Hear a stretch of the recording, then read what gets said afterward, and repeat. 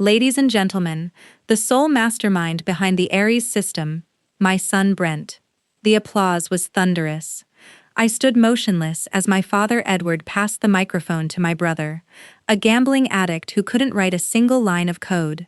Edward leaned close to me, his smile never faltering, and delivered the blow that wiped away 10 years of my life. "Don't make a scene, Mia," he whispered, his voice freezing cold. "You're only the mechanic. Mechanics don't receive equity. Now smile or you won't even get a severance package." I didn't yell. I didn't weep. I reached into my pocket, removed my security badge, and placed it softly on the mahogany table. It made a quiet click that nobody noticed beneath the cheering. Then I turned and walked away. I walked past the investors, past the champagne, and past the $1.2 billion worth of technology that, unbeknownst to them, was about to become very, very costly paperweights. Before I tell you what happens when a mechanic chooses to stop repairing the engine, drop a comment. Where are you watching from?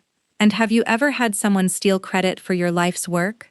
I sat inside my 10-year-old sedan, the engine cold, hearing the muffled bass of the celebration music pounding through the concrete garage. My name is Mia. I am 32 years old, and for the last decade, I have been invisible. Inside that building, they were raising glasses to the future of Aries MedTech.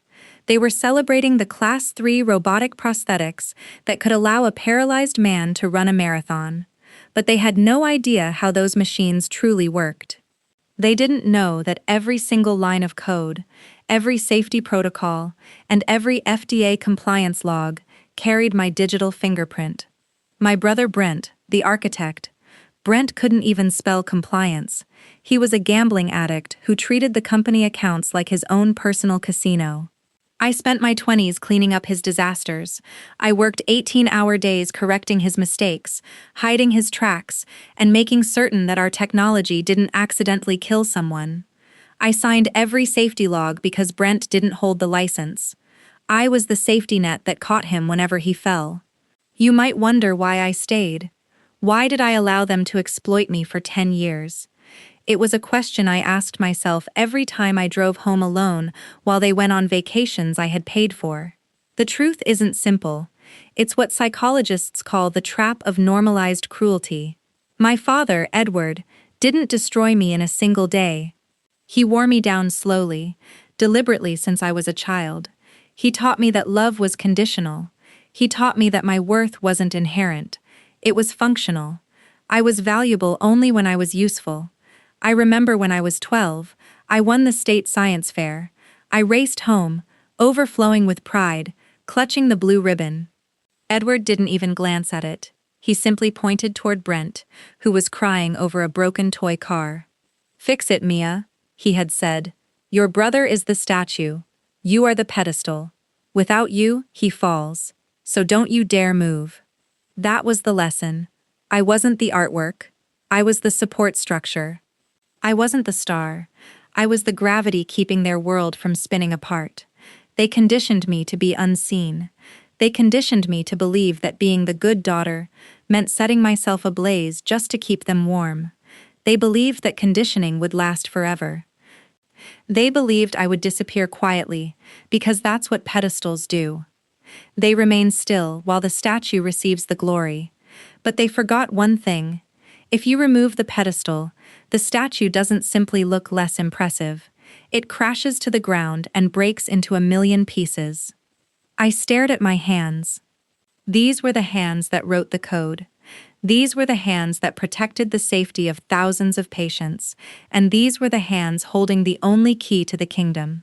My phone buzzed in my lap, the screen illuminated with a notification I had received every single day for 3,600 days. It was time. The vibration against my thigh was a sensation I knew better than my own heartbeat. 5 p.m. The daily automated prompt from the Aries central server. I pulled out the phone. The screen glowed with a simple white notification box. Biometric handshake required. Level 5 administrator. Authorized daily operations. For 10 years, I had pressed the green accept button without a second thought.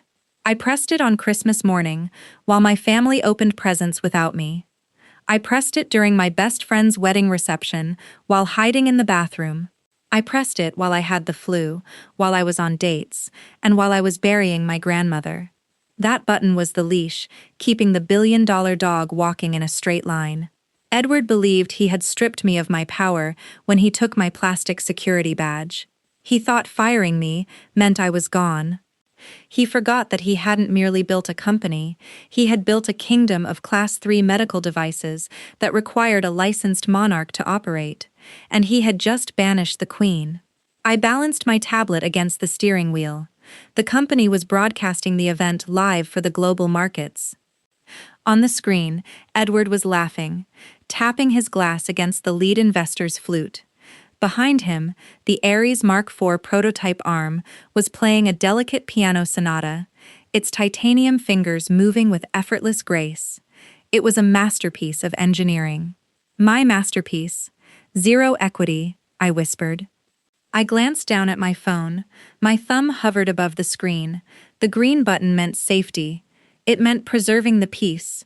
It meant swallowing the insult, going home, and hoping they might toss me a few scraps of gratitude later. The red button meant war. I didn't hesitate. I didn't tremble. I pressed decline.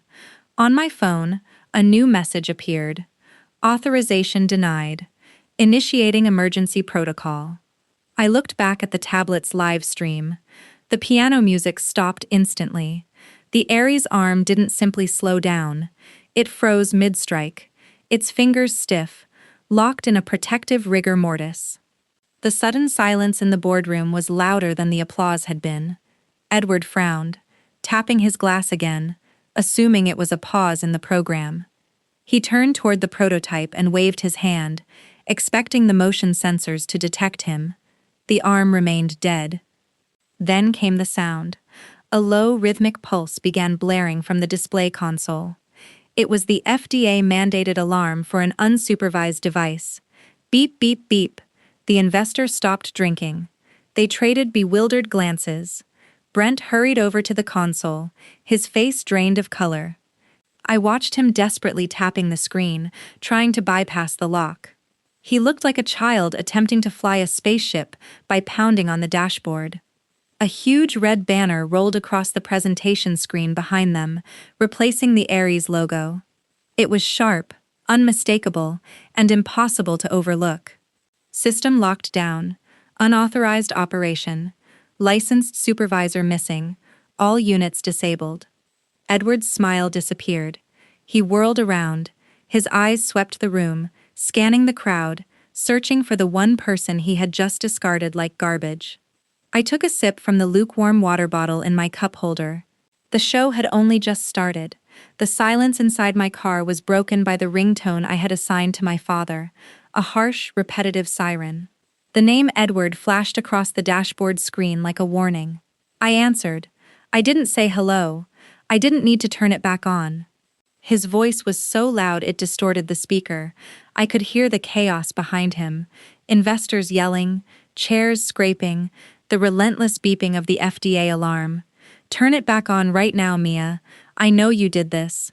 I know you rigged it. I leaned back in my seat, watching the live stream on my tablet. On screen, Brent was sweating through his expensive suit, frantically pounding buttons on a console that was completely lifeless. I didn't rig anything, Edward, I said, my voice calm, almost uninterested. I told you I'm just the mechanic, and since I don't work there anymore, I can't authorize the safety protocols. Don't give me that technical garbage, he shouted. You sabotaged the fleet. You planted a virus. I will sue you for everything you own. I will bury you so deep you'll never work in this industry again. It's not a virus, I corrected him. It's a feature. Specifically, it's the 24-hour supervisor mandate required for Class 3 medical devices. Without a licensed administrator to biometrically sign the logs, the system automatically defaults to safe mode to prevent patient injury. It's not sabotage. Dad, it's the law. I don't care about the law, he roared. I have investors here. I have $1 billion deal on the table. Fix it. There was a scuffling noise, and then my mother's voice came through the line. She was crying, that breathless, high-pitched sob she used whenever she wanted to manipulate me. "Mia, please," Cynthia pleaded. "How could you do this? How could you be so heartless to your brother?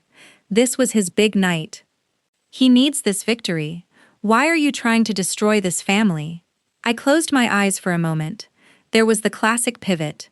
When threats failed, they changed to guilt. They didn't care that Edward had just fired me and erased my existence. They only cared that I was ruining the celebration. "I didn't destroy the family, Mom," I said. "You did when you sat there and watched Dad hand my life's work to a gambling addict. You chose your side. We gave you a job." She shrieked, the mask slipping. "We fed you. We let you play scientist in that lab. And this is how you repay us. By humiliating us." "Give me the phone." Edward grabbed it back. His breathing was ragged. "Listen to me, you ungrateful little brat. I want the override code right now. Give me the password, and maybe I won't call the police." I looked at my hand again, the thumb that had pressed decline. "There is no password, Edward," I said. "It's a biometric key. It scans the unique vascular pattern of a licensed engineer's thumbprint, specifically my thumbprint." "Then come back here," he demanded. "Get in here and unlock it." "I can't do that," I said. "Why the hell not?" "Because you fired me," I said. "And as you so clearly pointed out, mechanics don't get equity. So, unless you're planning to sign over 50% of the company in the next 5 minutes, my thumb stays with me." "You can't do this," he stammered, the reality finally sinking in.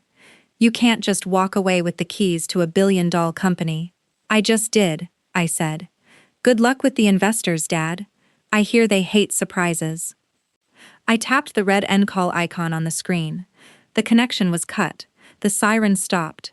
On the tablet, I watched as the lead investor rose, buttoned his jacket, and walked out of the room. Edward went after him, grabbing his arm. Desperate, pathetic. I put the car into gear. I wasn't going home. I was heading back. Not to repair it, but to finish it. I walked back into the lobby of Ares MedTech.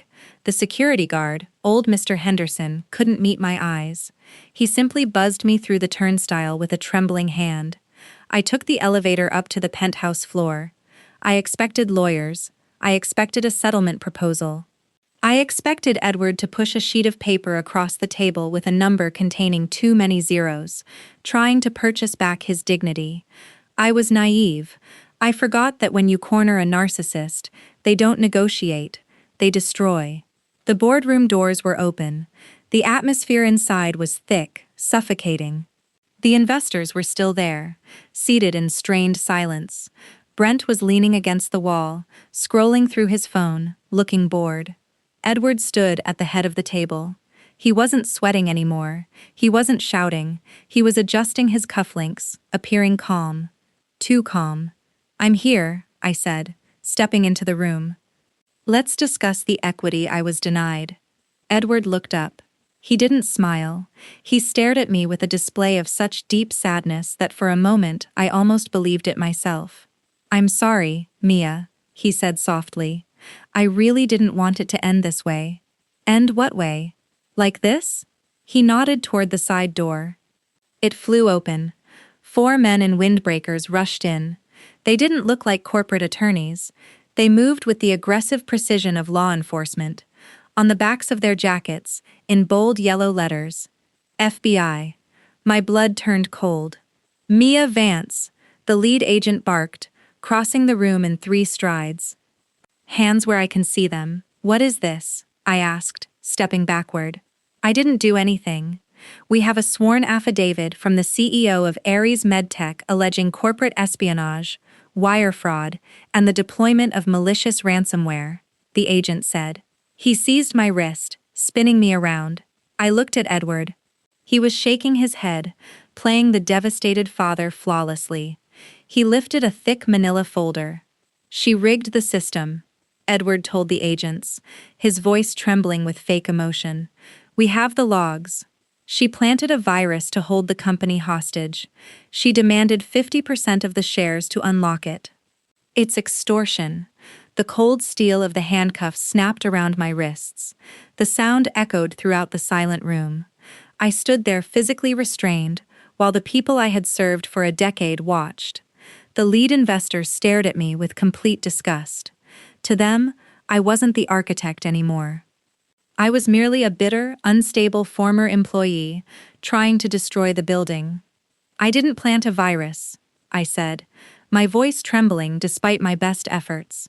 It's a safety protocol. Save it for the judge, the agent said, tightening the cuffs. Brent pushed away from the wall. He walked toward me, grinning. He leaned close. So close I could smell the expensive scotch on his breath. I told you, sis, he whispered. Dad's always one step ahead. You think you can steal my company? Enjoy prison. My mother, Cynthia, sat in the corner. She wasn't crying anymore. She was staring at the floor, refusing to watch the monster they had created. Edward, I said, staring directly at my father, you know this is a lie. You know I didn't rig it. We tried to help you, Mia, Edward said loudly, performing for the agents. We gave you a job. We gave you a purpose, and you betrayed us. The agent shoved me forward. Let's go. As they marched me toward the door, my mind was racing. They had planned this. They knew they couldn't defeat me technically, so they decided to bury me legally. They framed me. They turned my own safety measures into a weapon. I looked at the prototypes, still frozen, still flashing red. Edward thought arresting me had solved his problem. He thought that if I was behind bars, he could force me to surrender the keys. He didn't realize that by putting me in handcuffs, he hadn't merely framed me. He had just walked straight into a federal trap he didn't even know existed.